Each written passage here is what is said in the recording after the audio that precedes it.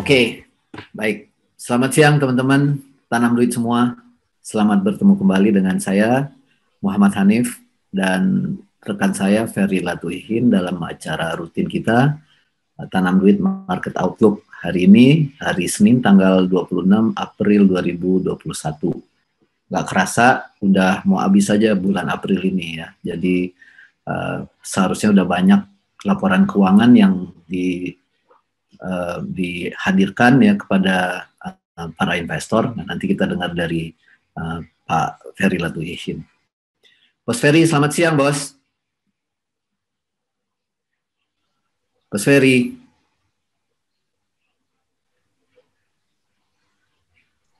Halo, selamat siang, Bos. Siang. Oke, Bos. Halo. Apa kabar, Bos? Ya. Baik, Bos. Fine. Thank you. Sip. Fer, hari ini indeks turun lagi, Fer ya. Nah, kemarin sempat naik turun, tapi levelnya masih aja di 5.900-an, terus 6.000 rendah banget ya. Itu aja. Nah, keadaan seperti ini akan terus-terusan nggak, Fer? Padahal kita udah bilang April itu adalah spring, tapi sampai sekarang masih winter nih rasanya. Kira-kira ada yang bisa dijelaskan nggak, Fer? Ya, kita kan nggak tahu pada waktu ini kan tiba-tiba muncul second wave di India. Ini yang menjadi main issue sekarang, Bos. Ya, pada waktu kita bulan Maret bilang bahwa spring and April itu belum muncul apa namanya second wave corona ini di India yang sangat luar biasa dramatis ya. Orang bergelimpangan, mayat bergelimpangan, itu nggak ada skenario itu pada waktu kita bilang spring and April. Gitu loh ya. Nah, jadi the main issue kita ini masih overshadowed by what is happening in India. Jadi kita masih dibayangi oleh apa yang terjadi di India. Kenapa? Karena India ini gigantis besarnya, Bos. Bukan negara kecil yang penduduknya misalnya seperti Filipina ya kan, atau New Zealand yang kecil. Ini penduduknya 1,3 miliar manusia dan bisa menyebar kemana saja gitu loh ya. Ya, ini sama sekali populasi yang sangat padat gitu loh. Dan yang kedua, masalahnya adalah berbeda dengan Cina yang tangan besi dalam sekejap dia hantem-hantemin ya kan ya.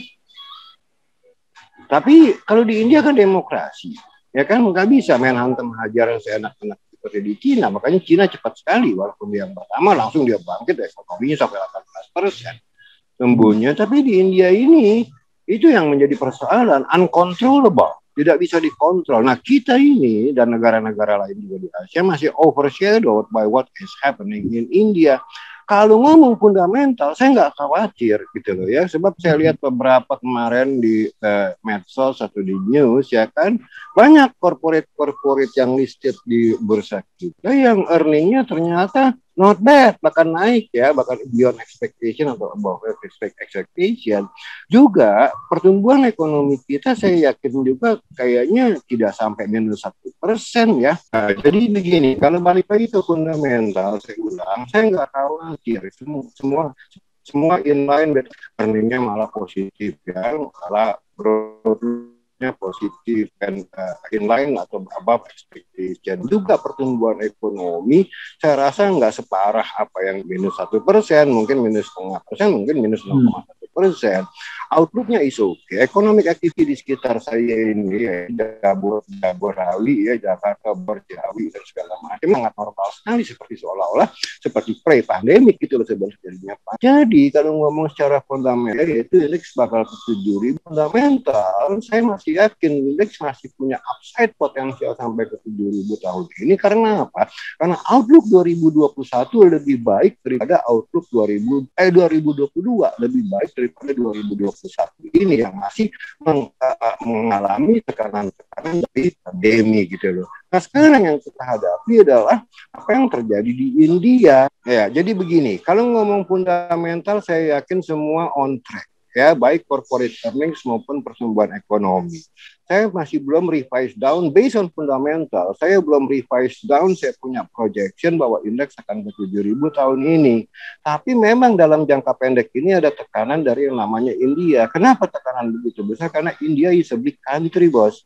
Dia bukan negara kecil dengan 1,3 miliar penduduknya. Ini bisa ngerembet kemana-mana. Tapi saya juga yakin semua orang akan take action, termasuk pemerintah kita, pemerintah Singapura, pemerintah Malaysia. Semua negara take action untuk mengurung, memproteksi jangan sampai India ini menular kemana-mana gitu loh ya. Dan saya lihat juga economic activity di sekitar kita ini seperti pre-pandemic gitu loh, terutama di sekitar sentra-sentra produksi ya, di Jakarta, Jabodetabek lah ya khususnya ya, ini kan sentra-sentra produksi, gak ada gangguan, bos. Ya jadi saya nggak yakin juga gitu loh ya, ini akan memberikan pressure yang sangat tinggi sampai akhirnya indeks bakal ke 7.000. Saya masih yakin indeks bakal ke 7.000 tahun ini. Karena apa? Outlook tahun 2022 jauh lebih baik daripada 2021 gitu loh. Ya. Nah jadi oleh karena itu tekanan ini sebetulnya yang berasal dari eksternal, dari India, ini time to buy kalau menurut saya. Asal memang you wanna hold it. Asal memang mau di hold, bukan untuk trading gitu loh ya. Yeah. Nah, jadi saya tetap optimis gitu. Oke? Oke. Supposedly ya, di India itu situasinya masih nggak kondusif ya, masih berlangsung lama. Nah, apakah itu akan juga mengganggu lama ekonomi secara global? Enggak juga, sebab begini, along the way, ini kan gue dibilang pertama adalah they take action along the way. Yang kedua, produksi vaksin juga bakal digenjot. Whatever the cost is, ya Indonesia juga bakal kembali lagi lah, kekurangan vaksin ini bakal solve lah problemnya. Selain memang ada kesadaran masyarakat itu sendiri dengan apa yang terjadi di India ini, ya juga memberikan satu impact positif kepada kesadaran masyarakat. Lo lihat tuh India ya, jangan sembarangan lo udah divaksin juga seenak-enaknya men, nyipok kayak dia aja ya kan. Jangan begitu ya, hati-hati dulu ya, istilahnya begitulah ya. Nah jadi gini, nggak usah terlalu didramatisir gitu loh kalau menurut saya ya, bahwa market irasional tidak melihat fundamental itu karena market is everyday ruled by fear and greed gitu loh.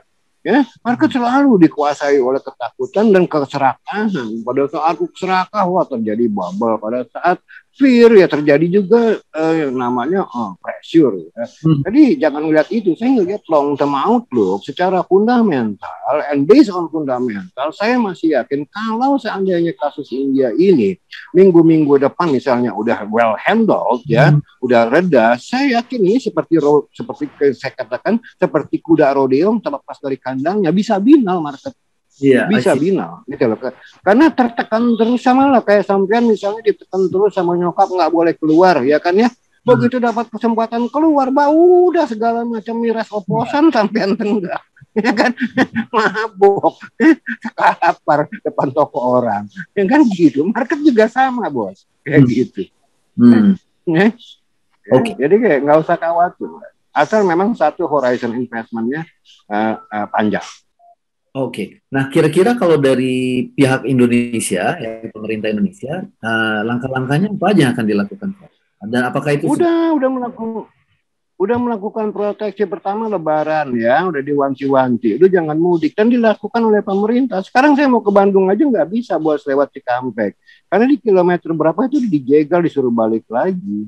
Ya, jadi pemerintah juga nggak mau kecolongan. Ya kan jangan sampai nanti kecolongan akhirnya wah ini diserang gitu. Kan banyak ini kan boleh dibilang orang-orang yang nggak senang sama pemerintah ya, orang-orang seperti misalnya kayak Rocky Gerung, Rizal Ramli lah, saya sebut nama lah karena di medsos sudah terkenal mereka nggak punya otak. Kan jadi ya itulah yang terjadi, pemerintah nggak mau juga kecolongan. Itu yang kedua lah. Yang pertama lebih dari itu jangan sampai recovery kita yang udah susah payah kita usahakan dengan utang dan segala macam itu terjadi seluruh dunia dengan ini sampai terganggu dengan karena kecolongan kasus corona dari India. They will take serious action. Ya, oke. Jadi dari ulasan singkat ini kelihatannya hal-hal yang lain itu jadi bukan itu maksud saya. Jadi kita nggak perlu khawatir, Fer ya, karena itu akan bisa. Nggak perlu khawatir. Persis. Saya khawatir justru kalau corporate earnings dan economic numbers ini di bawah ekspektasi, itu saya khawatir. Nggak usah ngomongin corona India lagi, udah sell aja. Gitu. Tapi nggak begitu kenyataannya dengan fundamental. Corporate earnings oke, beberapa emiten yang udah saya baca di media gitu kan, ternyata earningsnya udah bad gitu loh. Quite good malahan gitu loh ya. Nah, economic numbers kita lihat PMI kita 53, sekian di bulan Maret, ya kan April mungkin juga masih di atas 50 ya, artinya masih ekspansi manufacturing sector kita ya, inflasi manageable gitu lah ya. Dan kita lihat di sana juga yield curve atau kurva yield pemerintah obligasi pemerintah di Amerika juga turun lagi, bos. Ya, makanya 10 year-nya udah 1,5 berapa gitu. Artinya mereka percaya bahwa inflation shooting up dengan satu kali tidak long lasting gitu lah. Nah, jadi kenapa why worry gitu kan? Nah, jadi ini semuanya sebetulnya based on fundamental numbers, itu saya optimis banget gitu loh. Nah, jadi nggak usah takut gitu. Kalau dari kinerja pemerintah sendiri, Fer, misalnya penerimaan pajak ya, itu ini enggak ini sesuai dengan ekspektasi apa enggak? Kan sesuai dengan ekspektasi bahwa pemerintah akan kekurangan, pastilah karena banyak perusahaan yang belum bisa beroperasi, bagaimana mau bayar pajak kan begitu. Ya kan itu mah wajar, makanya harus utang. Kalau nggak utang mau pakai apa? Ya kan stimulus fiskal. Ya kan jadi kalau ngelihat utang tuh jangan ngelihat angkanya naik, tapi reasonnya apa gitu. Gitu. Jadi dalam pembahasan singkat ini sebetulnya masih tetap seperti yang sudah pernah disampaikan, Fer ya, perkiraannya. Saya tidak revise down. Kembali lagi saya tidak revise down proyeksi saya bahwa indeks akan ke 7.000 based on fundamental. Nah, itu akan tercapai saya yakin kalau kasus di India ini yang merupakan external pressure buat market kita, ini bisa dihandle secepatnya gitu loh. Saya yakin India juga bakal take action dan akan reducing the fear daripada market gitu loh. Jadi saya percaya banget ya. Kalau sekarang lihat aja itu yang mati di jalanan gelepakan, masa itu nggak jadi pelajaran buat mereka take action ya kan? Kan nggak mungkin, kan? Jadi menurut saya sih tetap aja bahwa fear itu memang terjadi di market sekarang ini. Makanya orang volume juga masih kecil ya, orang jual-jualin dulu. That's market gitu loh, nggak selalu rasional setiap hari gitu loh ya. Jadi jadi menurut saya bagi mereka yang punya long term horizon lebih dari 1 tahun, ini saatnya time to buy kalau menurut saya. Dan saya juga masih tunjukin sama teman-teman saya baik. Noted, Fer. Nah, ini ada yang nanya nih, Om Argon Usman. Pak Ferry, tanda-tanda apa yang harus diwaspadai kalau COVID-19 case di India akan menghimpit ekonomi dunia dan Indonesia? Apakah kali ini akan membuat case seperti tahun lalu lagi? Itu udah dijawab tadi, tapi mungkin Pak Ferry menjawab lagi. Gini, yang paling matters itu sebetulnya bukan India, tapi China kalau dalam global level playing field ya. Karena dia yang paling besar kontribusinya terhadap pendukungan ekonomi global. India nggak terlalu besar, income per kapitanya juga nggak terlalu besar, jadi nggak terlalu matters.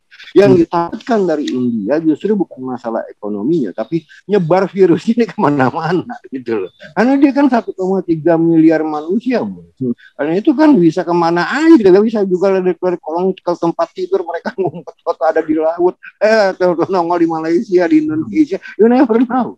Kayak gitu-gitu ya, karena terlalu padat penduduknya gitu. Tapi kalau secara ekonomi, mereka nggak terlalu berarti untuk ekonomi global. Ini satu lagi, dalam kondisi dari Pak Lukas ya, Lukas Oni, dalam pandemi berkepanjangan seperti ini, apakah fundamental perusahaan pariwisata belum bisa membaik? Perusahaan pariwisata kalau menurut saya walaupun nggak ada kasus di India, itu masih tetap harus menunggu momentum yang sangat cepat untuk kembali balik lagi ya, karena ini yang paling kena gitu loh, perusahaan pariwisata gitu ya, Bali lah, transportasi lah, airline, semua pasti kena. Orang belum berani seperti dulu kecuali kalau memang udah ada buktinya nyata-nyata bahwa virus ini hilang. Ya kan, jadi kan namanya airlines, ya kan, hotel, kafe, mall, restoran, itu orang tetap datang dan mereka menggunakan prokes ya, tetap pakai masker dan segala macam, tetap jalan gitu loh ya. Tapi memang tidak 100% seperti waktu di pandemi. Mungkin okupansinya 50, 60 atau 75%, tapi tidak mungkin untuk balik lagi 100% dalam waktu dekat, bos, gitu loh ya. Nah, tapi kalau kita ngomong sektor yang lain, misalnya kayak properti lah ya, kemarin BTN mengungkapkan bahwa waduh ternyata ini permintaan untuk properti jalan banget, properti residensial ya tentunya ya. Ya ternyata banyak banget orang yang minta kredit mau bangun rumah dan segala macam, mungkin karena disebabkan oleh suku bunga yang rendah gitu sekarang ya. Tapi kalau sektor pariwisata dan ini yang saya khawatir ya, kayak Bali begitu, saya khawatir itu long lasting loh ya. Saya nggak yakin tahun ini bakal recover 100%, bisa recover 50% aja tahun ini Bali, saya rasa udah ajaib itu, bos. Oke. Nah, lalu sektor apa lagi, Fer, yang cerah ya untuk mengikuti tren positif ekonomi di kuartal kedua? Ini pertanyaan dari Pak Teddy. Ya, kalau ngomong sektor selain pariwisata, kita ngomong 8 sektor lainnya ya, saya rasa sih nggak ada masalah dengan fiskal stimulus pemerintah. Contohnya misalnya, pemerintah udah lihat nih, waduh nih UMKM perlu ditolong, maka mereka deciding untuk 187 triliun mompa kembali ya ke sektor UMKM ya. Nah ini ya tentu memberikan nafas bagi sektor itu sendiri dan juga nafas kepada perbankan yang merupakan kreditor mereka. Ya kan? Ya ini kan jelas ya multipliernya ya. Lantas kalau kita lihat lagi misalnya, kita lihat sektor agraria. Kemarin saya lihat salah Astra Agro itu profitnya, earningnya ternyata di luar ekspektasi, jauh lebih tinggi dari ekspektasi ya, agraria ya.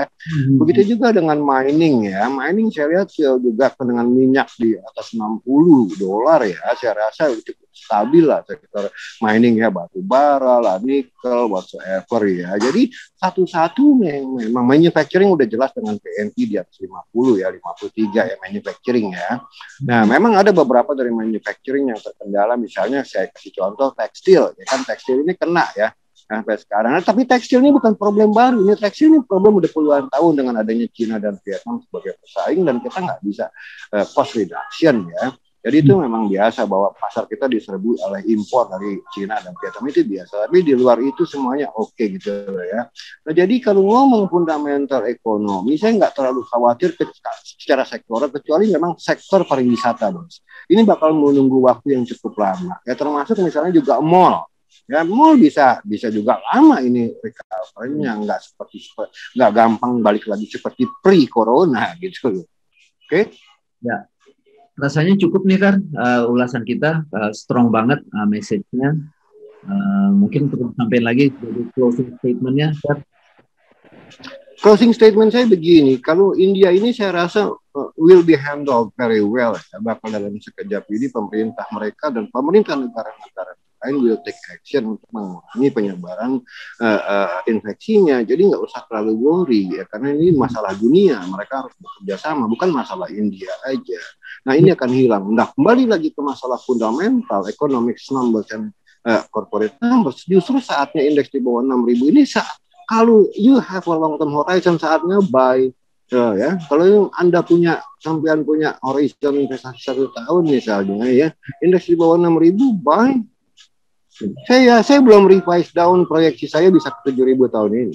Belum. Karena saya yakin banget India ini will be over dalam waktu dekat. Oke. Baik, Fer. Very clear. Baik, teman-teman semua. Very clear ya. Terima kasih untuk ulasannya. Teman-teman semua, ya, demikian ulasan kita pada hari ini, tanggal April ya. Ini mungkin sekali bahwa bullish untuk sampai akhir tahun ini, bahkan sampai tahun depan ya. Nah ini saatnya untuk mengkoleksi portfolio saham melalui reksadana saham. Demikian teman-teman, ini bermanfaat. Mohon maaf jika ada yang kurang berkenan. Sampai jumpa di minggu yang akan datang. Terima kasih. Salam.